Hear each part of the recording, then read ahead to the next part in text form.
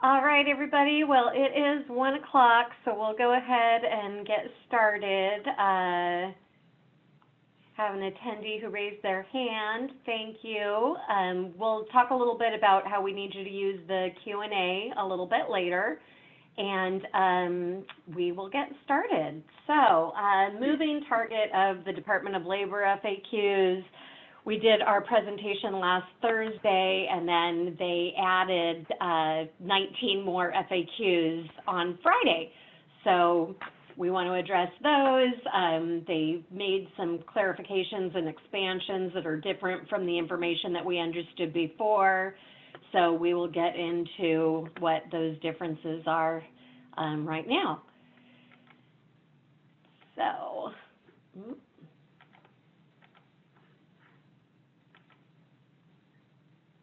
and Jen, take it away. All righty. So good afternoon, everybody. So just real quickly, a little bit about SDEA for those of you that are new to our association.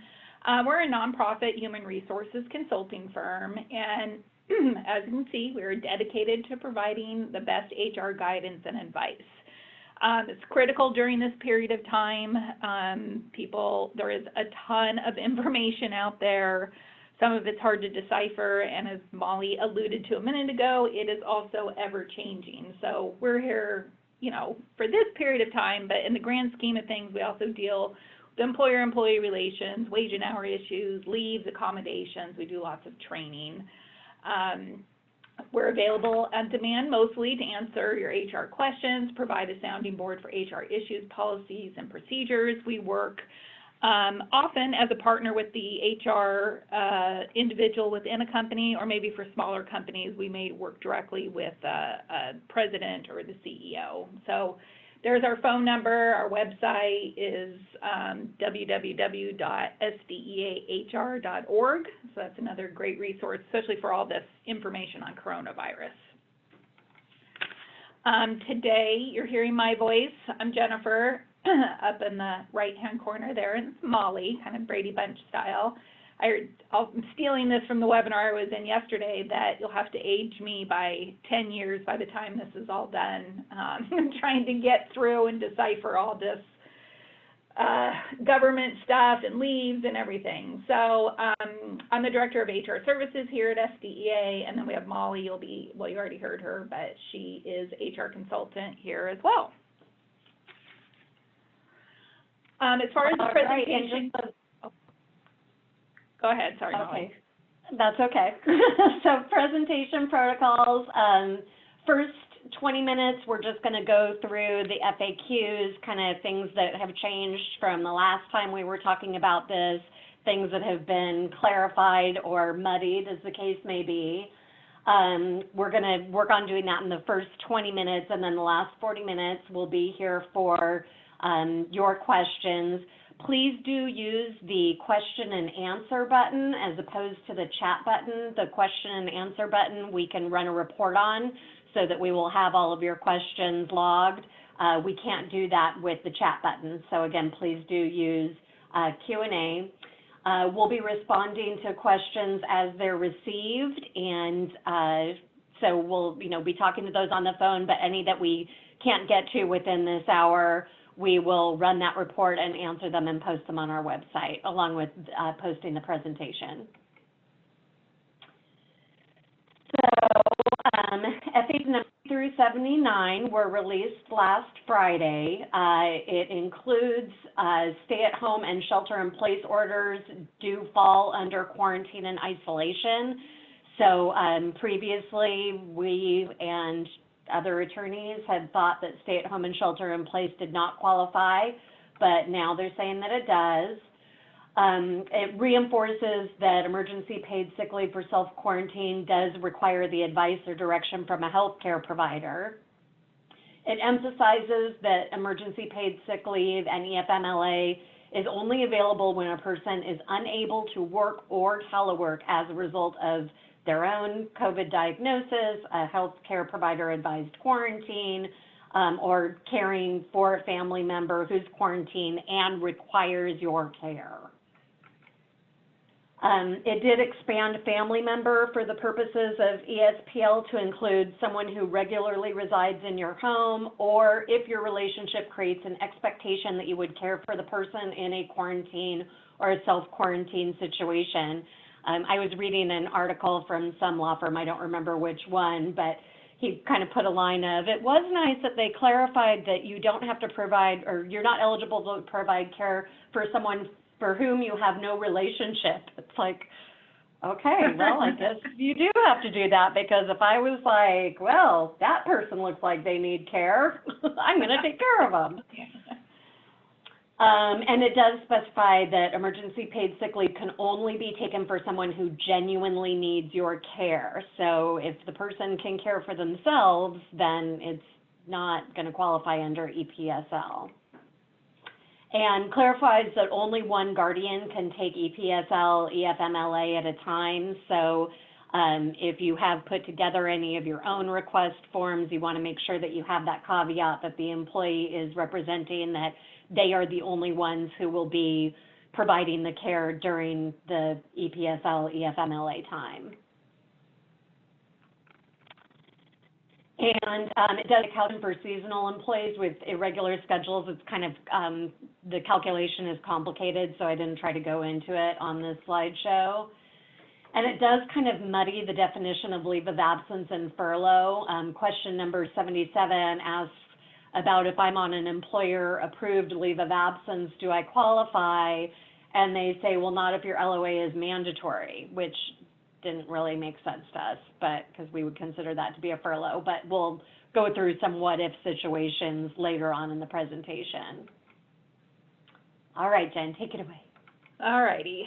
So we've got some further clarification. This has been a little bit confusing on how the EPSL, and just to clarify that that's emergency paid sick leave, and the EFMLA, or I've seen FMLA plus used as well, but that's the emergency FMLA. And these two specific paid sick leave and family medical leave are specific to coronavirus and COVID-19. So clarification on this, when we're talking about the sick leave alone, so the EPSL is for 2 weeks, or so the employee is eligible to use the emergency paid sick leave for 2 weeks, up to 80 hours, includes COVID-19 related need for leave if the employee is subject to a federal, state, or local quarantine. In that case, they get 100% of their regular rate of pay. If the employee has been advised by a healthcare provider, so they've been told by a healthcare provider, you need to self-quarantine, then they're eligible for 100% of their regular rate of pay. If the employee is experiencing COVID-19 symptoms and they're seeking medical diagnosis, again, 100% of pay. So employees can be eligible for 2/3 of the emergency paid sick leave if they're caring for an individual subject to any of the situations in 1 or 2 above. If the employee is caring for a child whose school or place of care, like their daycare, is closed, they could be eligible for up to 2/3 of their regular rate of pay. And if the employee is experiencing any other substantially similar condition specified by the Secretary of Health and Human Services in consultation with the Secretaries of Labor, Treasurer, et cetera, et cetera. I was on a webinar this morning with an attorney, and that is not clarified, as we see with many of these different aspects of these new leave laws that they put out there.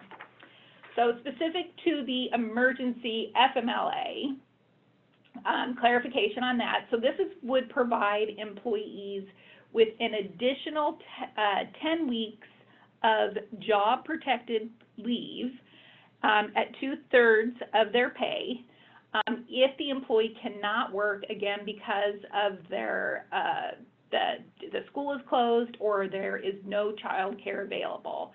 So there's caps on these for the paid sick leave. It's going to be $551, is that right, Molly? $551 a day, up to like a little over $5,000 total, $200 a day cap, or 2/3 of their pay for if they're caring for a child or taking care of a kid because their school is closed. Right, and then I've also been reading and seeing childcare is unavailable. So I don't remember seeing that before. I don't know if that's a nuance that that recently got added on.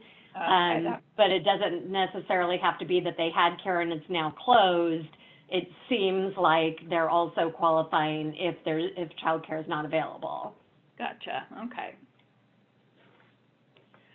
Okay, so documentation, again, more clarification than we get as we go on and work our way through these processes. That the IRS has provided clarification regarding what the employer can and should be requesting from the employee. So employee-provided documents, written requests from the employee should include, of course, the employee's name. So this would be for any of the situations. So just in general, the employee's name, the dates for which the leave is requested, a statement of the COVID-19 related reason the employee is requesting the leave. So, you know, are they sick? They're caring for somebody, you know, they have school, there's no available school or daycare. And a statement that the employee is unable to work, including by means of telework for such reason. That could apply, well, I think we're going to cover that in a minute, but if somebody is, you know, you have telework or remote work available for them, but maybe they're unable to do it due to daycare reasons. And we'll cover that a little bit more. So specific to leave requests that are based on a quarantine or self-quarantine, this is what the IRS is saying should be included on the documentation. The name of the government entity ordering the quarantine or the name of the healthcare professional advising the self-quarantine.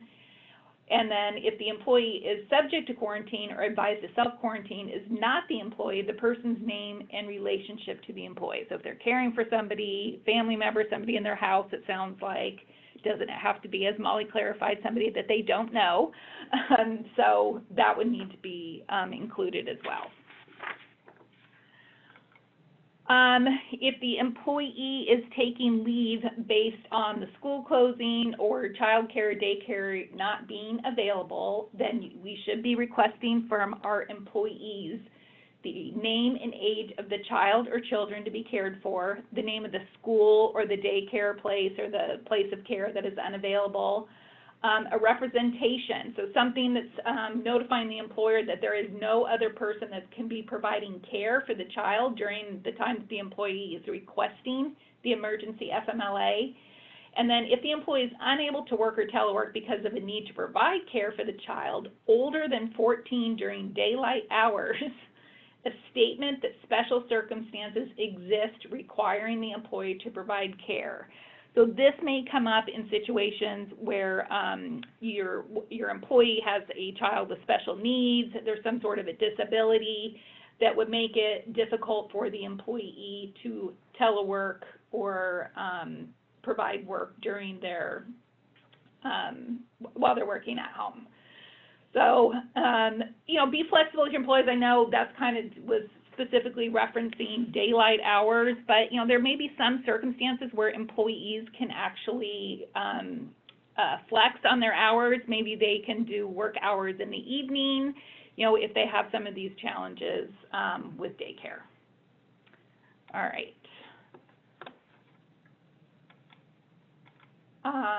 Yeah, next slide.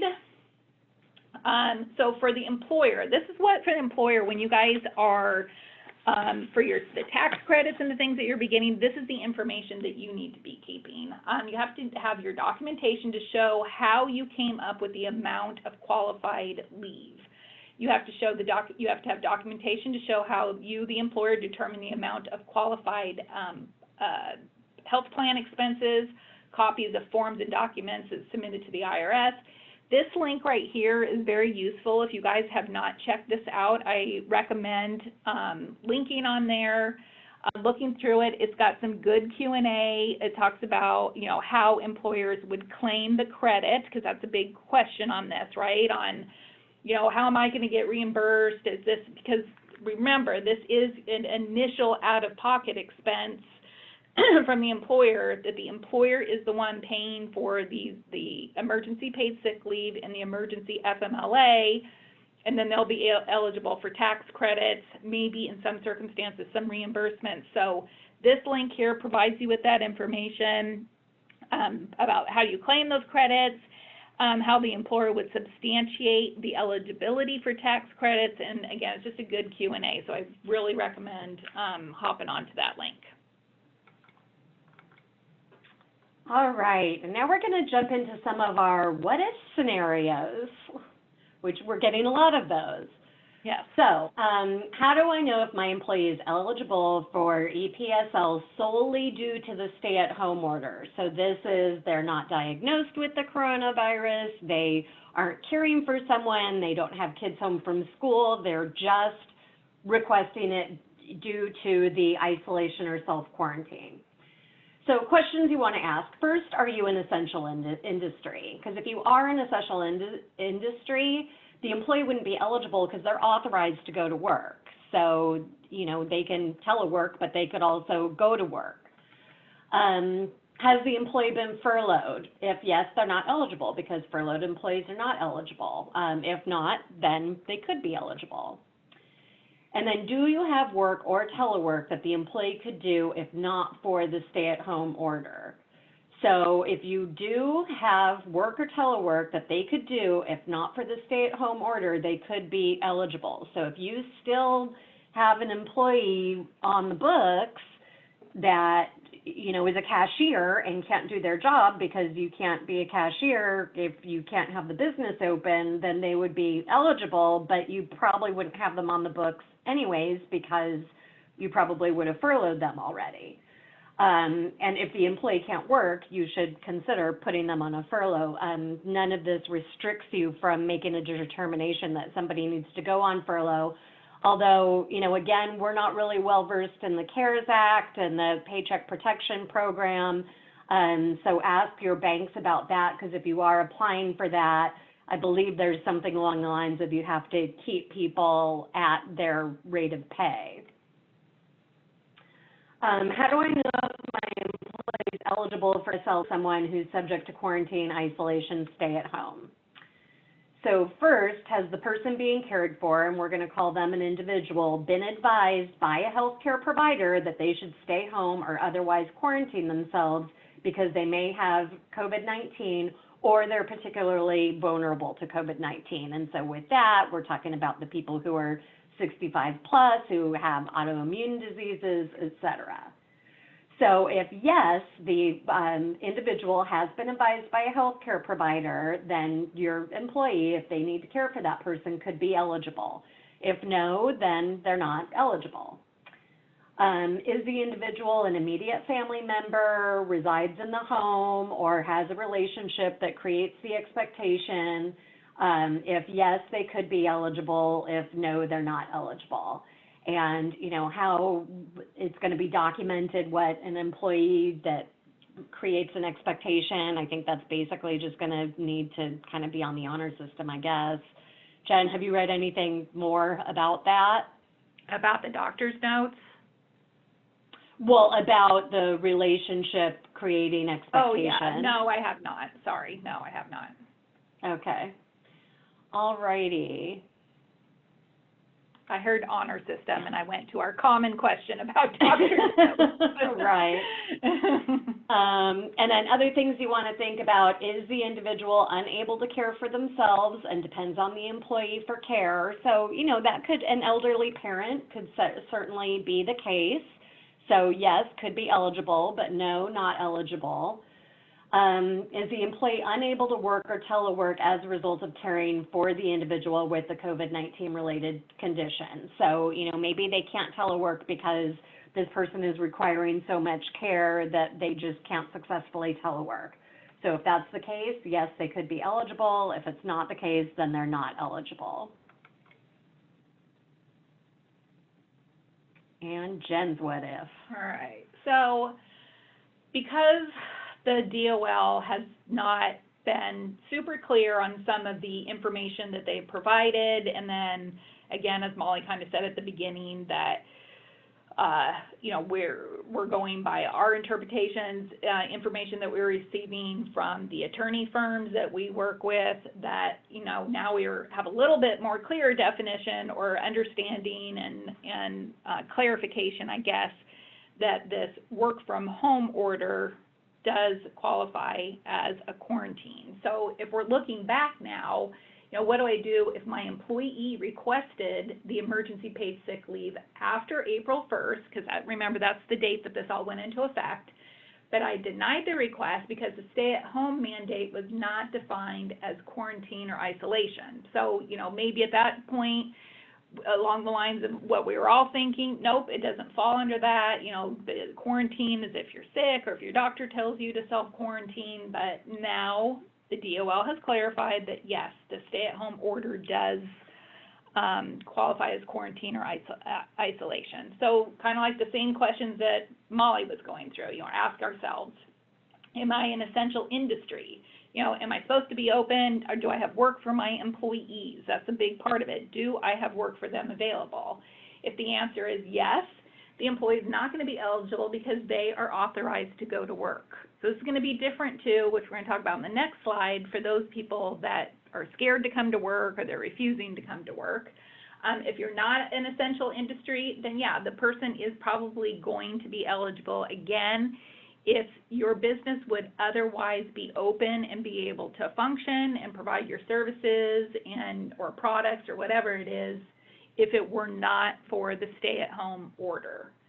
Do you have to But if the business is closed, or if the employee is furloughed already, that wouldn't apply? Correct. Yes, that is correct. Do you have work or telework available to the employee that they were unable to do because of the stay-at-home order, stay-at-home mandate? So if the answer is yes, have the employee complete the documentation that we're talking about, a leave of absence request form, pay them at the applicable rate that we discussed. If the answer is no, the employee was technically furloughed, right? That's what Molly just said. Be sure you have paid out any accrued, unused PTO, provide them with information on unemployment. And looking back to if those employees would otherwise be eligible, I think, oh, well, I didn't pay them, on the first or the second or something like that, but it's 80 hours. So it's not like that time would have it's not covering their entire leave or the emergency paid sick leave. So, it'll still be safe if they're qualified based on all these other factors to go back and pay them that. And there has been, I don't remember if it was the Department of Labor or the IRS, but they said that you have like 30 days to be doing your best to take care of all of it. So you're not going to get penalized for the fact that you're like, I don't know what I'm doing. I'm figuring it out, because they're figuring it out too. That's what we're all doing. Okay, so what do I do if my employee's not practicing social distancing protocols and my other employees are worried? This is also kind of a big thing. So for those companies that are essential businesses, that you're open, you still do have to practice social distancing. You have to sanitize, you have to be safe, you have to provide clean working environments for your employees. The city has specific postings and protocol that employers that are open, that are essential businesses, that they need to follow. So make sure you're implementing a temporary social distancing policy. If an employee made it known that they're attending gatherings of more than one person, except for members of a single family or household, or otherwise violating social distancing protocols, they should be suspended for 14 days, because that's kind of the window, right, of to see if somebody starts developing symptoms or something. So because of their own refusal, they may be forced to be suspended to keep everybody else safe, make sure they're not coming back to the workplace and infecting others. The employees may use accrued and unused paid sick time, vacation during a suspension, negative COVID-19 test if they were able to get that, could end the suspension prior to 14 days. I have talked to a few of our members about this type of situation. I did get a question yesterday that we kind of chuckled at about, you know, can we prohibit our employees from having a potluck and a barbecue in the parking lot? And it's like, oh my, yes, you can and you should, right? You have to enforce these policies. If you are requiring your employees, you know, there are the essential businesses, you know, the restaurants, supermarkets, gas stations, they are required to wear the face masks and the cloth coverings. But as a business, if you are making that a requirement, well, one, if you're making a requirement, then you would have to provide the personal protection equipment. But enforce it. You are allowed to enforce it. If your people are not, you know, exercising, social distancing, you could suspend them. You could tell them, hey, if you did have a mandatory requirement for the face mask, say, if you're not going to wear it, don't come to work, right? Those things are okay. One thing that was brought up in the webinar I listened to this morning about, you know, the personal protection equipment, that if you are making it a requirement to think of accommodations, we don't think of this, but a lot of people are allergic to things like latex, so that may be something as far as an accommodation you might have to do. Anything else on that, Molly, or? Nope, I think that covers. So a few questions that have come in already, not as many as we've had in the past, but you know, feel free to go ahead and type in your questions. We've got, looks like, plenty of time to answer them.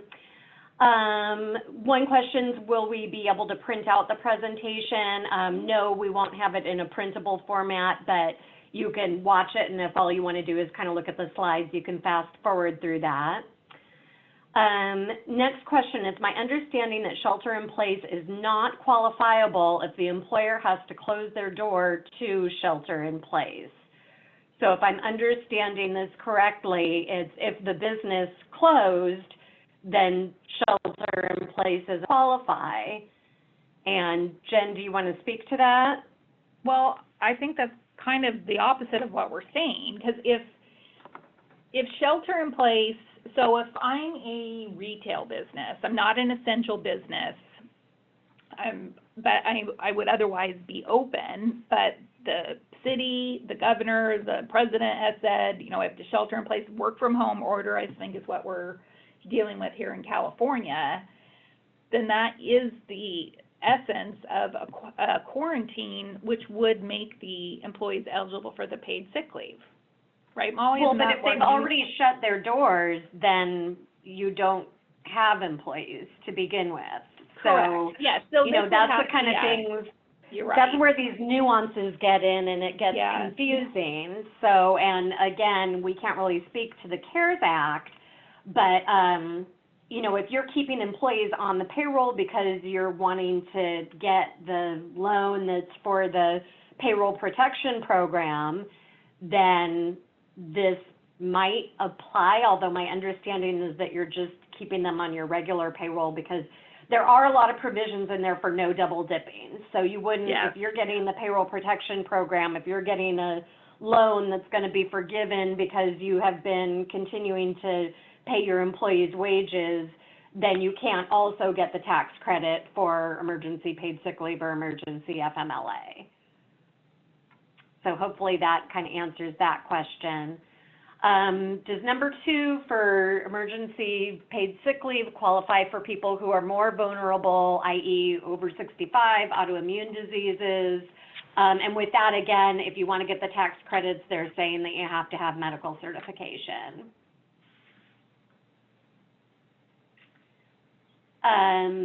Question, do we have a sample social distancing policy? We don't right now, but basically you just kind of want to have the criteria that we presented. Question, what's the definition of furlough? Jen, do you want to take that one?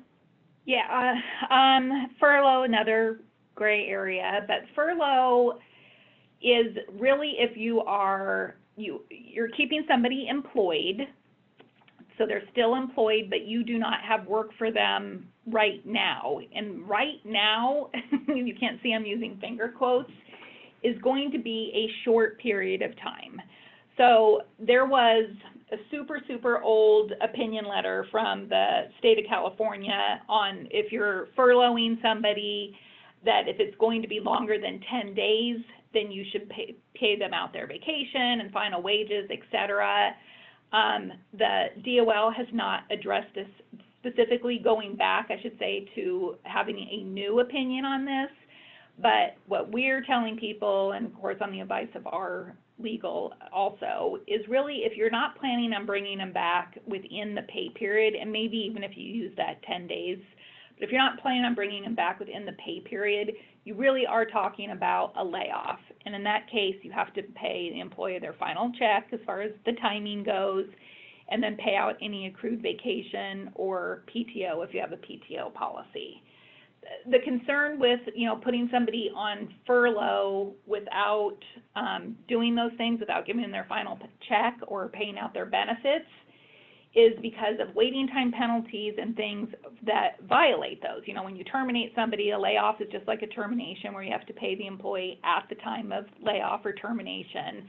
So you could have waiting time penalties on final check, you could have waiting time penalties on vacation or a PTO policy, and I'm sure the Labor Commissioner and all those state and federal agencies have many more things on their plate right now, but I would be leery to have them look at an employer calling something a furlough in order to avoid having to pay out. And I know there's cash flow issues for some smaller employers, but I think using that pay period or 10 days at the most to make that determination, if the employee is not going to be coming back to work, then it would be a layoff. That was a really long explanation.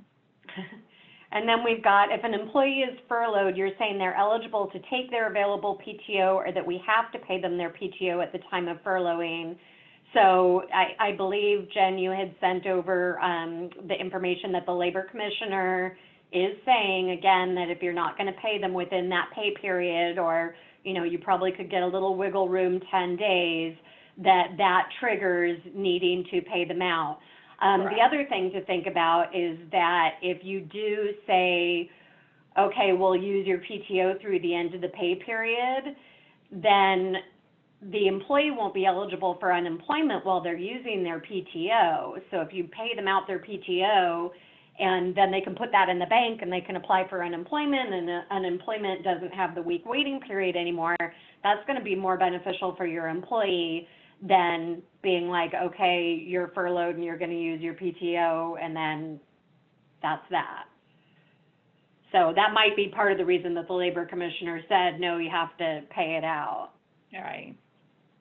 Any idea how easy it will be to apply for unemployment for a furlough? I'm trying to make it easier for my employees by giving them enough information so that the claim does not get kicked back.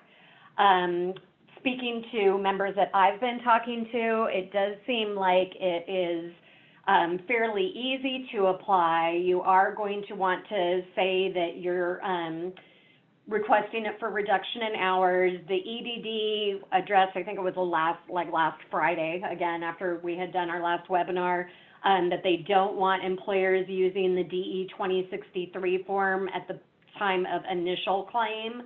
I think you may end up using it later, but at the time of the initial claim, you don't need to provide them with the DE 2063 because, in essence, you haven't reduced their hours yet, not until they file their claim. Jen, have you heard anything more on that? Yeah, I'm kind of hearing the same things.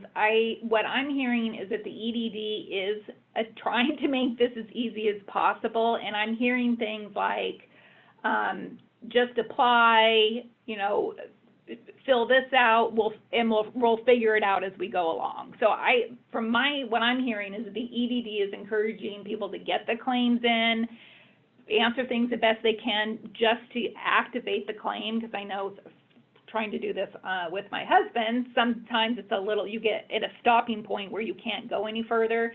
And I think the point is to get that claim in, and then the EDD will figure it out. So I think they're trying. I know they've hired people and they've got more staff to get these claims filed. And I've been surprised, early on, maybe a couple weeks ago, talking to employers that were starting to get information back already from the EDD. So I think they're trying to make it simple,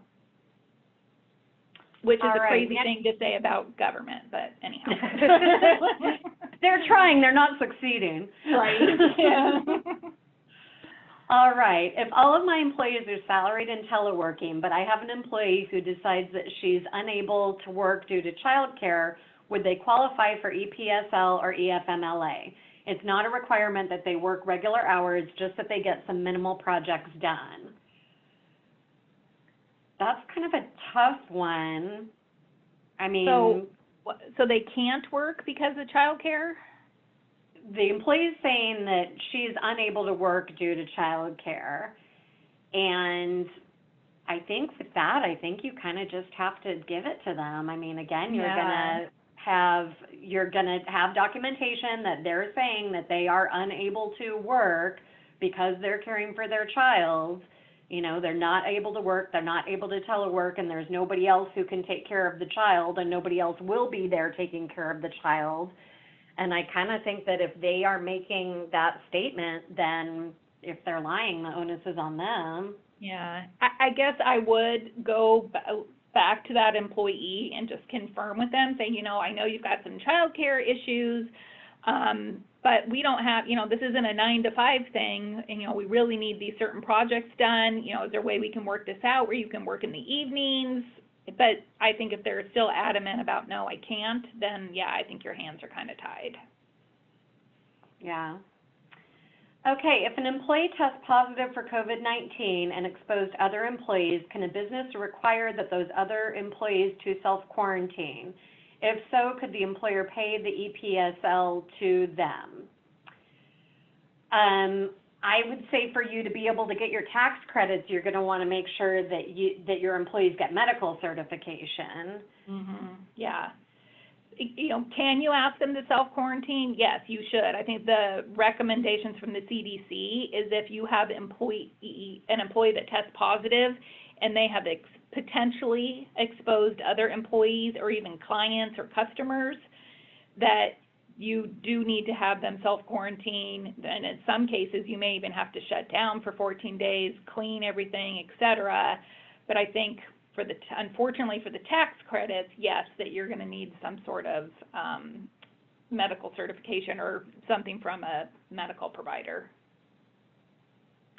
Right, and now just remember I sent it to you that there's like one sentence that's from San Diego County about you can't request a doctor's note if someone calls out sick, but it didn't speak to anything about, you know, if they would then be eligible for the EPSL. Right. So I guess, I think with that, they're basically just trying to say you can't fire someone if they call in sick and they don't provide a doctor's note. Right. And remember, maybe they have other sick leave available that they can use or other vacation or PTO that might be available to them. Okay, if we have an exempt salaried employee and do not furlough them, but rather change them to non-exempt hourly and take their hours down to less than 5 hours a week, is that allowed as a way to avoid paying them their PTO they've accrued? And I think the short answer is yes. Jen, do you have? Yeah, no, I agree. I didn't chime in because I agree. Yeah, you can change. They're still employed. They're still working. You know, you can some employers, again, because of cash flow reasons, are putting freezes on vacation or PTO accrual, as well as not allowing employees to take the paid time as well. Okay. Can you furlough for 10 days, pay them final pay, but keep them active so they can still get benefits? Yes.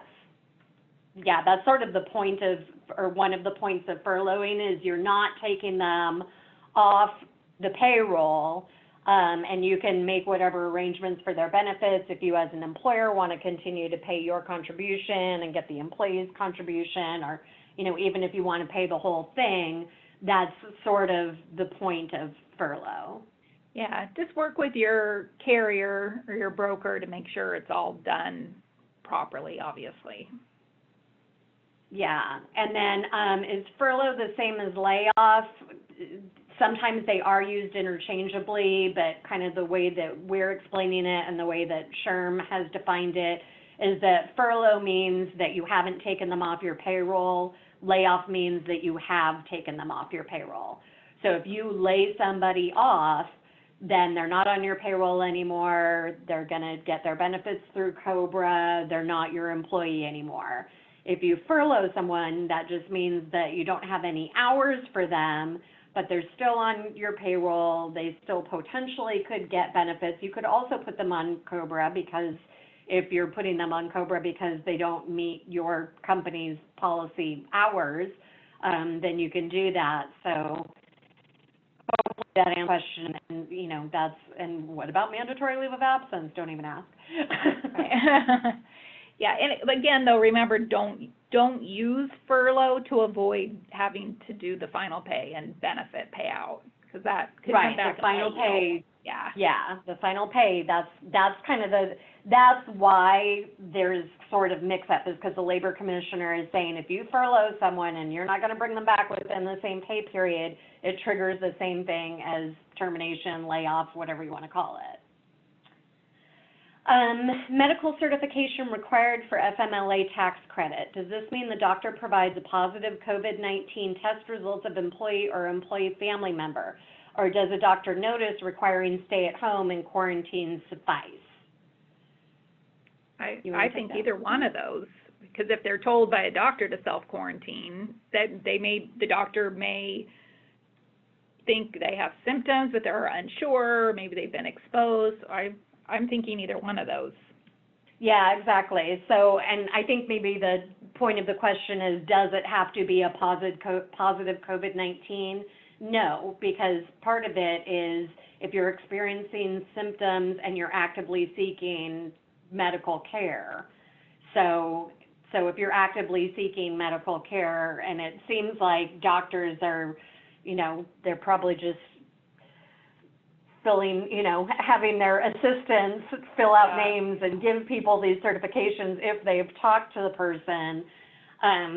My guess would be also, though, that doctors are going to be hesitant to, you know, say just anything is going to be COVID related, because the doctor will, you know, potentially be held accountable. I mean, this is government money, so I think that they're going to want to check in and see how it got spent.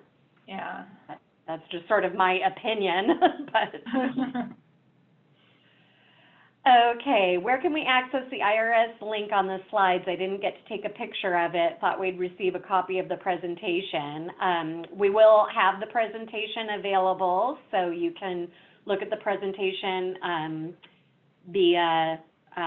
our YouTube, and when you get to that slide, you can see it there. I'm not sure if it will link exactly through, but you can see it there, and I hesitate to say, but maybe we can put a link on our website. The only reason I'm hesitating to say is that our Director of Communications has links and links and links. Links and pages for everybody. Okay, we are in healthcare and we're open for business. However, we have reduced hours and have kept everyone employed, but some have minimum hours, if any. We've made use of PTO, a choice for those that want to use it in this pay period. We have 2 65 plus, one with said his doctor recommends stay at home, and the other never said doctor recommended, but that they're following local stay at home order. How is it fair to pay the one EPSL and not the other when all I need is a doctor's name? Well, I mean, the IRS does say that you need to have the doctor's name and written verification as well. So I think if you want to be able to get the tax credits, you need to have some kind of documentation from that medical care provider. Ben, do you have other thoughts on that? I would say encourage that employee that's doing their self-quarantine. I mean, I know, you know, and I totally agree with Molly said, you know, doctors aren't writing notes all willy-nilly, or, you know, they're really bogged down. But I think for maybe an elderly person, I hate to say somebody at 65 is elderly, but for a person that is older in age, or somebody that maybe is immune compromised, you know, if it's advisable to quarantine, they may be able to get a note from the doctor. So I guess if I was the employer, I would encourage the employee to reach out to their medical provider and see if they can get a note. I think in a lot of cases, they probably will be able to. Yeah, and I think doctors are realizing that this is, you know, now that it's a whole tax credit thing, it's not just employers being a pain in the neck, that, you know, they're realizing they kind of need to be able to provide those, so. Yeah.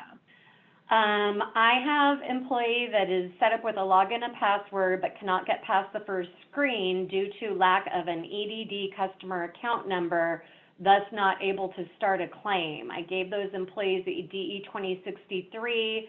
Is there another form we should be using instead of the DE 2063?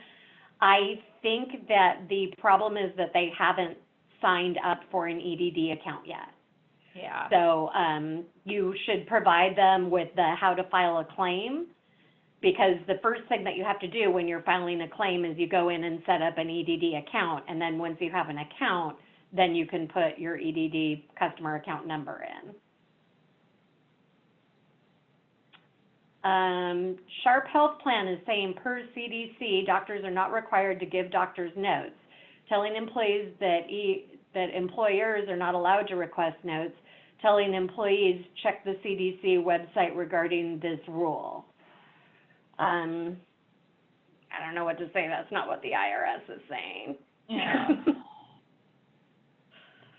And herein lies some of the challenges that we're all dealing with. Yeah. We are an essential industry. Do we keep the same doctor notice on hand for EPSL of FMLA tax credits? I'm not sure what that question is, so we'll have to follow up with you later. Yeah, I don't really understand that.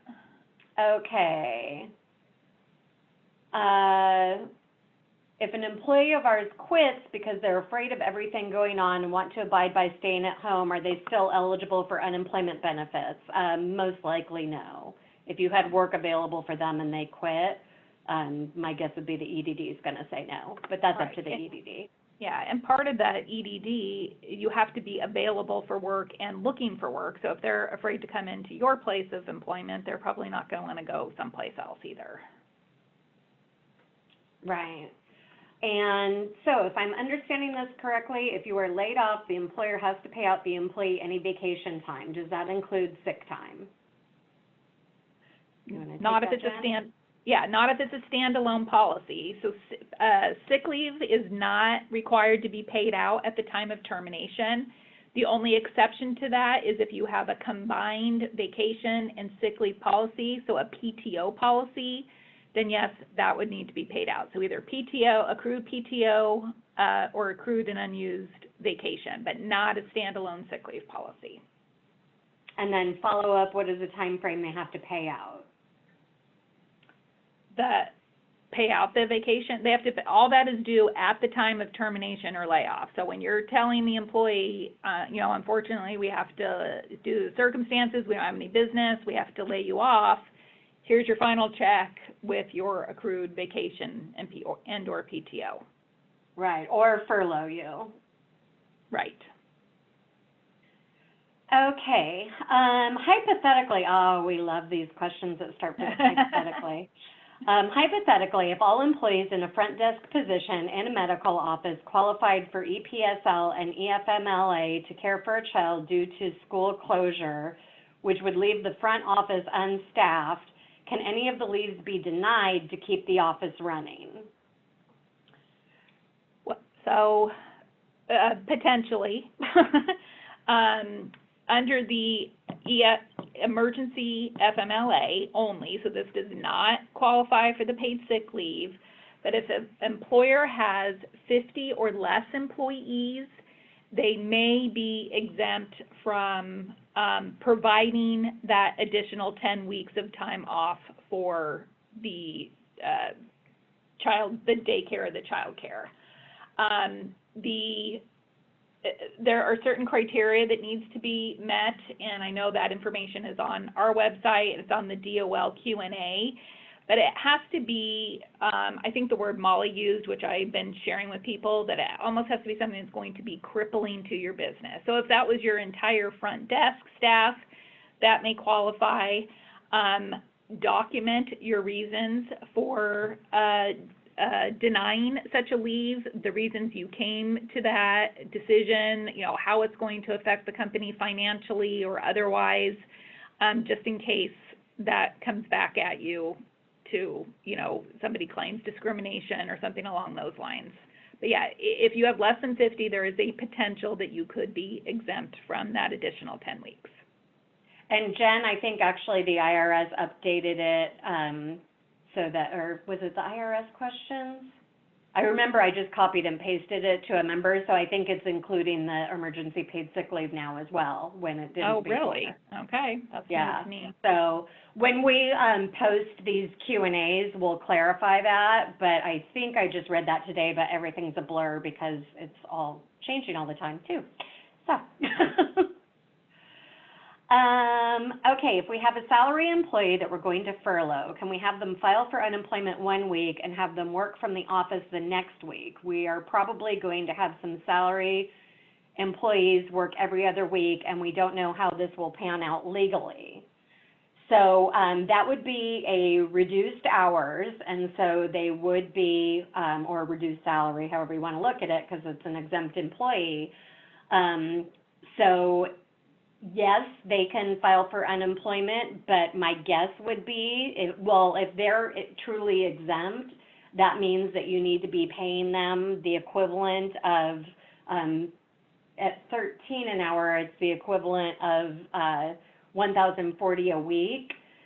So my guess would be that they are probably going to be making, if you're paying them that to keep them exempt, that's more than the maximum benefit for unemployment. Right.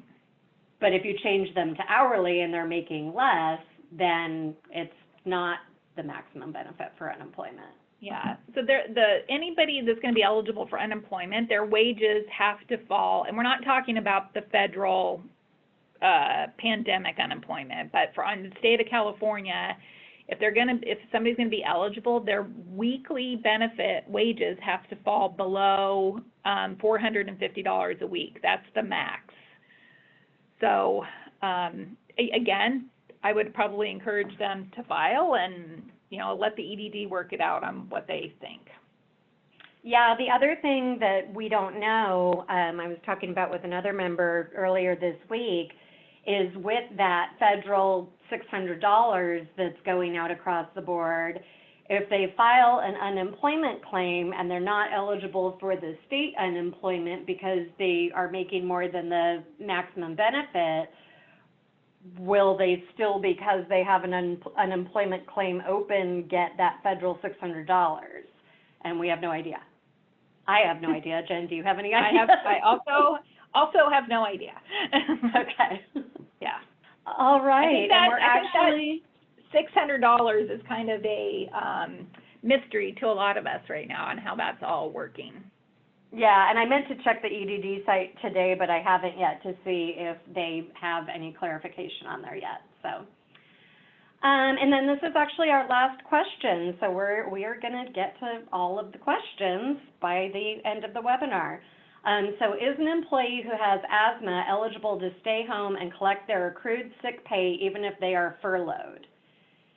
And if they're furloughed, then no, because they're furloughed, so they're not working anymore. Yeah, so they're not, the sick pay would be to replace lost time and lost wages, and if they're furloughed, they don't have that. Right. So, all right, so if anybody else has another question, now's the time to go ahead and type it in. And looks like our attendees are dropping, so maybe people don't have questions. But thank you, everybody. Thank you for being here for us and for each other. And thank you for your patience with our information ever-changing, because our knowledge and the interpretations are ever-changing, so we do appreciate that. And you all have a great day and weekend. We're supposed to be getting some sun, so that will be exciting. Enjoy it from your patios. Yes, enjoy it while social distancing. Yeah. All right, thank you, guys. Thank you, Stay safe. and I guess we'll go ahead and, oh, wait a minute, one more open question. Okay. If our business is not considered essential, how can we ask to be considered essential? I don't think you can. There's a list of essential businesses, and that was determined by the governor, yeah. So. Yeah, and then there's kind of specific ones too, because the governor really was just going with the federal, but then the county of San Diego did kind of expand it to include like plumbers and construction-related industries. So there's some that's out there, but if you're, you know, not, then you're not, kind of. But that was from an anonymous. If you want to either call or send us an email, we can send you a link to what those essential businesses are. So, okay, everybody, be safe, take care. We'll talk to you later. Bye.